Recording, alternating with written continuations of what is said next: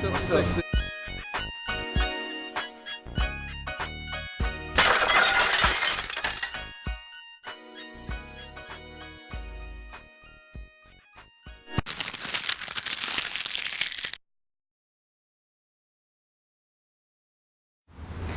We're back with the future mayor of San Bernardino. He's running for mayor, I think, this November? It's November 3rd. November 3rd. We're running for mayor, Sir Isaac. That's your birth name, right? That is correct. Sir Isaac Lindsay. Now, the question that I wanted to know, what made you want to run for the mayor of San Bernardino? Well, how it started was, I actually wanted to be the chief of police. My background is law enforcement, 28 years. I grew up in South Central. I was a pretty tough kid. If you own a car at 16, I stole it. Okay, if I was running with a gang, and I was a high school dropout. Well, LAPD showed up at my front door and said, "We're about to change your life. Today is Friday. Saturday you're going to show up for a new training program. If not, Bubba's going to be your boyfriend on Monday." Well, you know I didn't want to go out with Bubba, okay? Oh, wow. I didn't want nothing to do with him. So I showed up Saturday morning for the training program, and that was the beginning of my life. And that always stuck with me. So when I came out in this area, I started seeing young Hispanic and black boys running around like me at 16 years old, stealing cars, running with a gang, and a high school dropout. Right. And I said, how can I impact that? Well, I can impact it through law enforcement. Right. So they was fighting over the chief position. I contacted Mayor Morris. He refused to talk to me. I was pretty disappointed. Wow. So some people in my camp said, look, why don't you run for mayor? You could do a lot more from the mayor's chair than you can do from the police chief's chair. Right. And so here I am.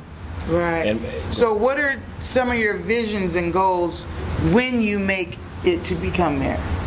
One of the things that I would like to do is create a better bond between the police department and the community. Because see, most of them don't live and don't work here.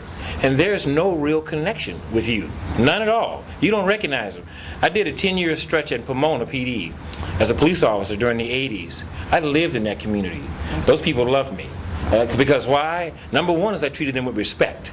They would see me in a supermarket, I'd pull them over and give them a ticket, and they go, "Don't you live down the street?" What are the key points that you want to express to the people? What am I trying to say here?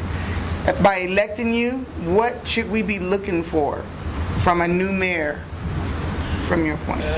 Two things major: a safe city and employment. Right. And I'm going to combine the two. I plan to create a security force based on the people who live here. There's about $3 million to $4 million a year that travels through here on security projects that most of you are not privy to, even if you live here, because they have somehow or another kept it among themselves.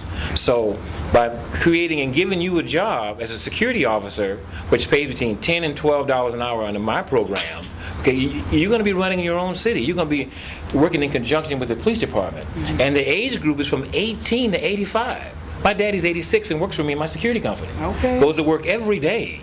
So I see he inspires me. So I said, okay, if I can cover that gap regarding the unemployment, and then what happens is, if you're patrolling your neighborhood and you've taken ownership of that neighborhood. This is my beat. You're talking like the cop now. This is my beat. You would tell the kids, get off the corners. Don't be selling dope out here. This is my area. You take that somewhere else. So, if you're claiming ownership, that's going to make you proud. Yeah, but that's kind of hard because, we live in a new community and my neighbors are being approached now, just chasing their dogs that got out the fence, and guns are being drawn on them. Well, and by them trying to take it for their hood. And, that's easier said than done. So